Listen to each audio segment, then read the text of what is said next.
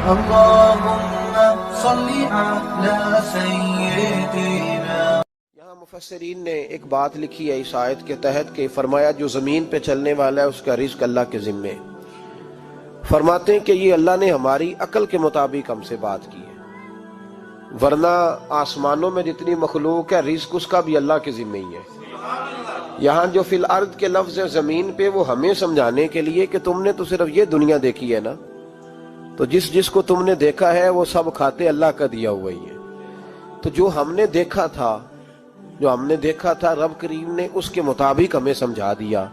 فرمایا کچھ تو تم نے دیکھے نہیں، چلو ان کی تم سے بات نہیں کرتے، پر جو تم نے دیکھے ہیں ان سب کا رزق کس کے ذمے ہے؟ اللہ کے. میرے محبوب کریم علیہ الصلوۃ والسلام نے فرمایا اللہ پہ بھروسہ رکھ کے سویرے نکل جانا رزق کی تلاش میں.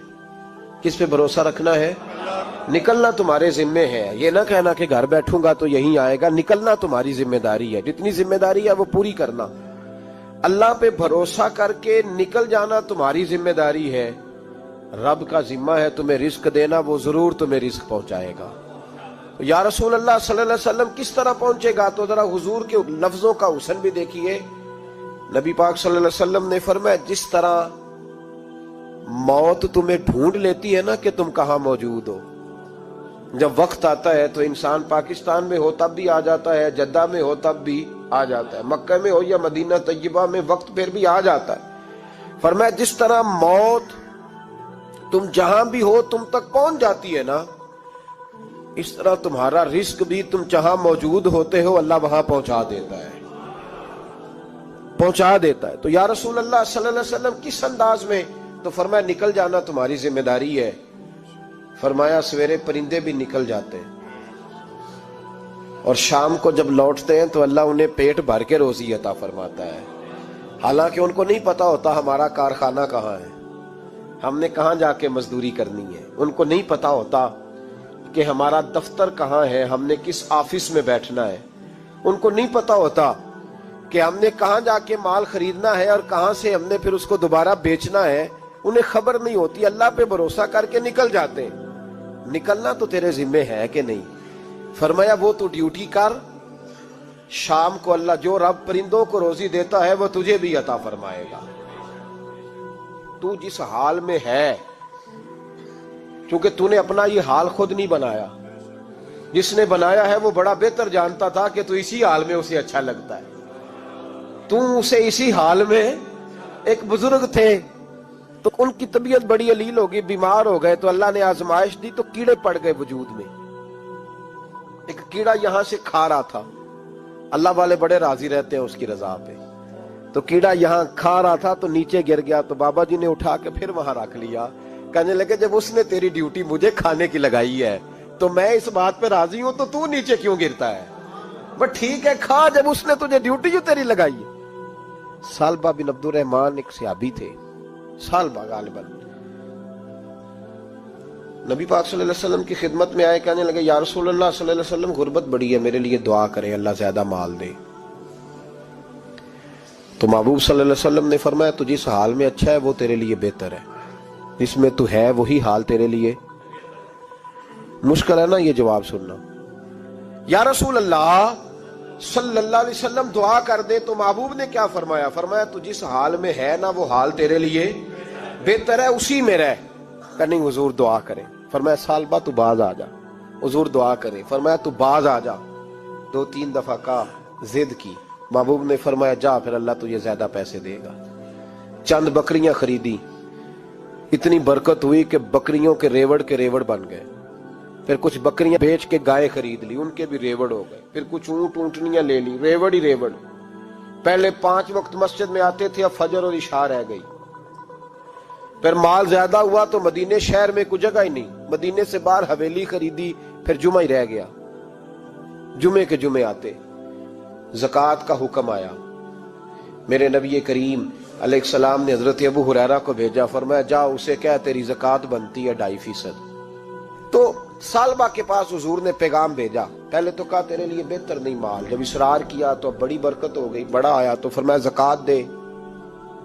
2.5% زکوٰۃ ہے. جب سوچا کہ 5 اونٹوں پہ ایک بکری جائے گی اور بڑا سارا مجھے دینا پڑے گا. اب جب غور کیا تو یہ تو نہ کہا کہ میں نہیں دیتا. حضرت ابو ہریرہ سے کہنے لگے نبی کریم علیہ السلام کی خدمت میں عرض کرنا کہ میں خود آؤں گا. حضرت ابو ہریرہ نے آ کے عرض کی یا رسول اللہ صلی اللہ تعالی علیہ وسلم. حضور وہ کہتے تھے میں خود آؤں گا. تو کہتے ہیں محبوب نے ٹھنڈی سانس لی. فرمایا اسے کہا تھا کہ تیرے لیے مال بہتر نہیں. اب ہلاک ہو گیا. ہائے افسوس ہلاک ہو گیا. ان کو بھی تھوڑی دیر کے بعد احساس ہوا کہ یہ میں نے کیا کیا. نبی پاک کو ہی کہہ دیا نہیں ہے, حضور کو کہہ دیا بعد میں آؤں گا. اب دوڑے آئے, عرض کی حضور میں سارا کچھ لے کے آیا ہوں, قبول کر لیں.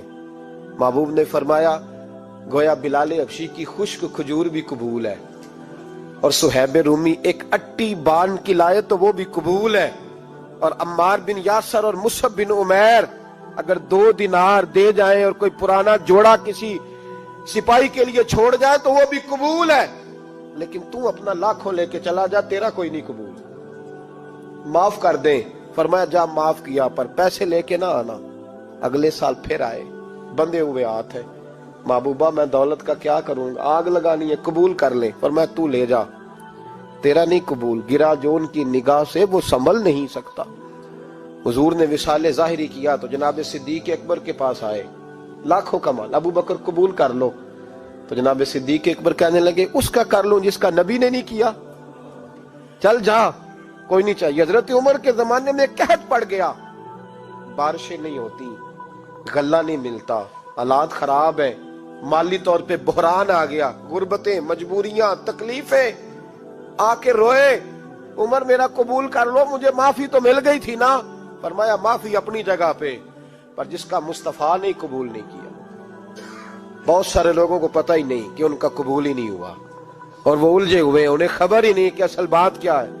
فرمایا جس کا مصطفیٰ کریم نے قبول نہیں کیا, اب ہیرے اور جواہرات بھی لے کے آئے تو بھوکے مریں گے, پر اس کا قبول. اس بات پہ راضی رہو جس حال میں اللہ نے رکھا ہوا ہے, اس حال میں راضی رہو. یہ جو مصیبت ہے نا دیکھنی کہ وہ بھی میرے پاس, تمہیں کیا پتا, کبھی پوچھ تو صحیح اس سے وہ کس مصیبت کا شکار ہے. جو مالی طور پہ بڑا امیر ہے تو اس کی طرف دیکھ کے اپنا دل برا کرتا ہے. بس جس حال میں رب نے رکھا ہے اس حال میں رہ. حضرت عثمان غنی کے زمانے میں تو وہ وصال کر گئے, لیکن بھائی تو جس حال میں تیرا رب تجھے رکھتا ہے اس حال میں رہ, تیری مالی پریشانیاں ختم ہو جائیں گی. امام شافعی فرماتے ہیں جن گھروں میں لوگ فجر کی نماز کے وقت سوئے ہوتے ہیں ان گھروں میں رزق نہیں آتا. آپ فرماتے ہیں فجر کا وقت اللہ کے دینے کا وقت ہے, اس وقت اللہ بانٹتا ہے.